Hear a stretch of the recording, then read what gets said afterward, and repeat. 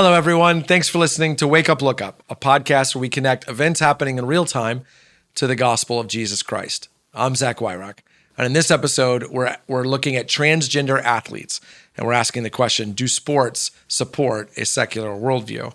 This is a topic that has been in the news for a long time, but it is poignant especially now because of the Olympics happening this year over the course of the summer, and driving the question, should transgender athletes, particularly men who now identify as women, be allowed to compete athletically against biological women? This is a hot topic of political debate. It's also a topic that reveals, once again, the unworkable nature of the secular worldview. Because for some time now, what the world has been arguing is that the biological differences, the perceived differences between men and women, male and female, are arbitrary, that they're not real, that sex distinctions, gender distinctions are cultural, not actual, and that people should be able to identify with whatever gender they feel they are, regardless of their biological sex. And the thing is, there's a vacuum in which that can happen without really disrupting much of what's going on in the life. If tomorrow I decided to live my life as a woman, only the people immediately close to me would be affected. It wouldn't change society as a whole.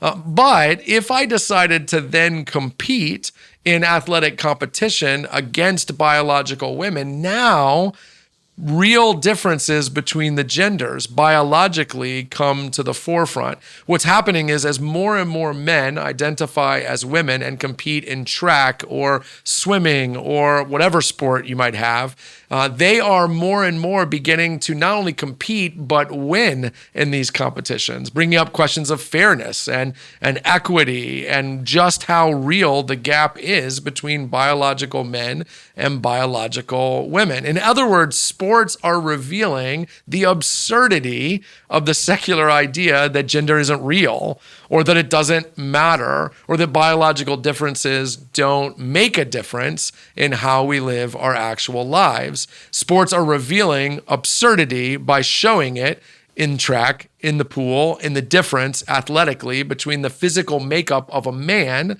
and the physical makeup of a woman. It's also showing the way the secular worldview ends up defeating itself, because after all, women have worked for a couple hundred years to find equality in our country, for example. We're not that far removed from women fighting for the right to vote, from Title IX, fighting for fairness in support financially of sports for women in schools. These things are pretty recent. And yet now what's happening is the valuing of one group of people, transgender people, is now leading to the marginalization of another group of people, women.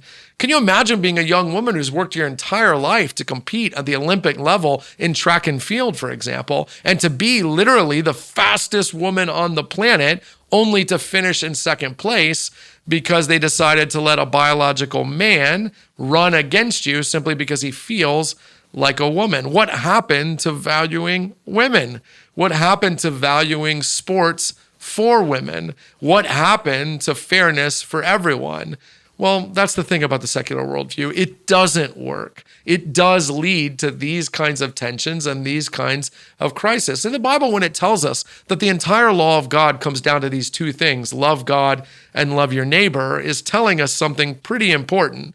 And that is that anything that is ultimately unloving to God will eventually be unloving to your neighbor. And anything that is loving to God will actually eventually be loving to your neighbor. Those things are never in tension. What is unloving to one will be unloving to the other. What is loving to one will be loving to the other. You see, the transgender conversation originally started about loving God. Was it right to say to the God who made you, I am not what you made me. You made me something wrong. You made me a man, but I'm actually a woman. What did that mean for loving and worshiping and valuing God? But now here we are having a neighbor love conversation, not just about God anymore, but about marginalizing the women who are our neighbors and their sports that they're competing in.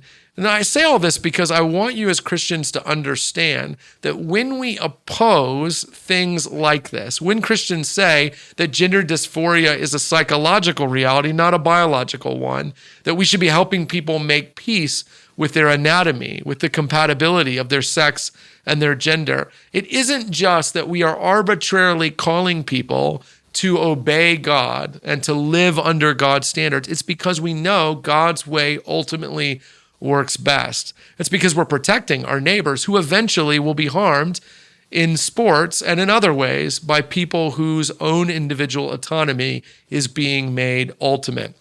What the sports world is showing us is there is absolutely a difference between male and female. And as Christians, we should champion that difference and celebrate the value of both genders and of fairness and equity for both.